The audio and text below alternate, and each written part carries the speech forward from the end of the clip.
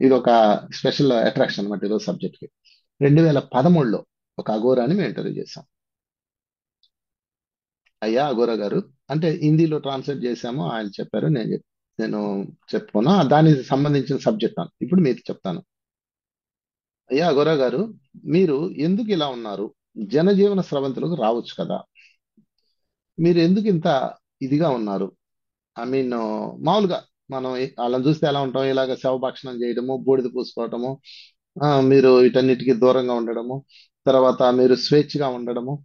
అది స్వేచ్ఛ మీన్స్ వాళ్ళు గంజాయి తాగుతూ ఉండడం, ఇవన్నీ మనం భౌతిక కళ్ళతో చూస్తే అలా కనిపిస్తుంది కదా. అడిగితే ఆయన ఏమన్నాడంటే, నాగరికత ప్రపంచంలోకి రావచ్చు కదా మీరు అని అడిగితే ఆయన ఏమన్నాడంటే, మమ్మల్ని ఏమంటారు అన్నాడు. అఘోరా అన్నాం. మేమేం తింటాము అన్నాడు. మాకు తెలిసినంత వరకు మీరు శవాలను తింటారంట అన్నాం. మేము శవాలను తినం నాయనా, మా డైలీ రొటీన్ భోజనం శవాలు కాదు. మేము ఇలాగే సాత్విక ఆహారం, శుద్ధ సాత్విక ఆహారం తింటాము.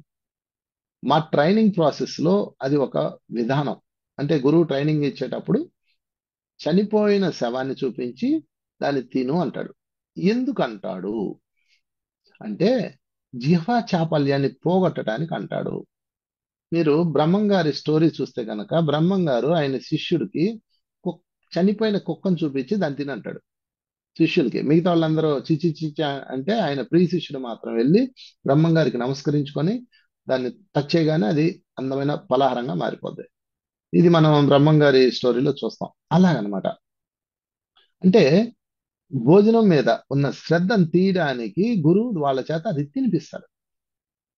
అంటే అఘోర అన్నగానే గుర్తుపెట్టుకోండి, ఘోరమైనోడు కాదు. ఇప్పుడు ఆయన నన్ను ఒక ప్రశ్న అడిగాడు, మీరేం తింటారు అంటే మానవుల తరపున ఆన్సర్ అన్నమాట. ఏం తింటారు? చక్కగా మేము భోజనం చేస్తామండి. ఏమేమి ఉంటుంది? మాంసాహార భక్షణం ఉందా? మానవులకి ఉందండి. చికెను, మటను, ఫ్రాన్స్, పీత్తలు, సత్తలు, ఆవులు, మేకలు, మానవుడు తిన్నయి అంటూ లేవండి అని తింటాడు. వాటన్నింటిని చంపి తింటారా అన్నాడు. అవునండి. మరి అంతే కదా, కోడినో మేకనో చేపనో గొర్రెనో చంపి తింటారు కదా. అవును కదా. చంపి తినడం ఘోరమా, చనిపోయిన తర్వాత తినడం ఘోరమా అని అడిగాడు ఆయన.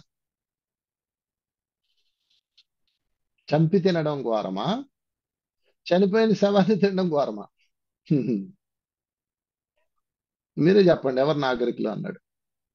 అంటే ఇలాగే జరగలేదు సంభాషణ, ఆయన భాషలో జరిగింది, మీకు అర్థం కాదని నేను ఇలా చెప్తున్నా. మళ్ళా చెప్తున్నా, జాగ్రత్త వినండి. చంపి తినేవాడు ఘోరమైన వాడైతే, తన మనసులో ఉన్న మాలిన్యాల్ని తీయడానికి ఒక శవ భక్షణం, అంటే అది కూడా శవాన్ని తినడం, దాని ఏదో వండుకొని తినడం కాదు.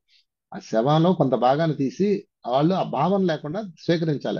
అది ఒక టెస్ట్ అన్నమాట వాళ్ళకి. ఎవడు ఘోరమైన వాడు? మాంసం తినేవాడు ఘోరమైన వాడు. అంటే అఘోరానే మీరు ఘోరమైన వాడు అనుకుంటుంటే, అఘోరా కన్నా ఘోరమైన వాడు ఎవడంటే మాంసం తినేవాడు. ఆ పదంలో నన్ను చూడండి, ఘోరం అఘోరం.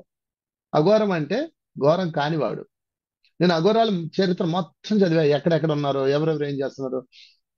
రియల్ అఘోరాస్ మధ్యలో డూప్లికేట్ గాళ్ళు ఉన్నారు, వాళ్ళని పక్కన పెట్టేద్దాం. ఊరికే ప్యాషన్ చేస్తుంటారు. అదొక వాళ్ళ సంగతి పక్కన పెడదాం. వాళ్ళందరి జీవితాలు పరిశీలిస్తే వాళ్ళందరూ మనస్సుని కట్టడి చేయడానికి, మాలిన్యాల నుంచి దూరం చేయడానికి చేసే సాధనలు తప్ప రుచి కోసం ఎవ్వడు ఏ జీవిని చంపి తినలా, ఏ మనిషిని చంపి తినలా.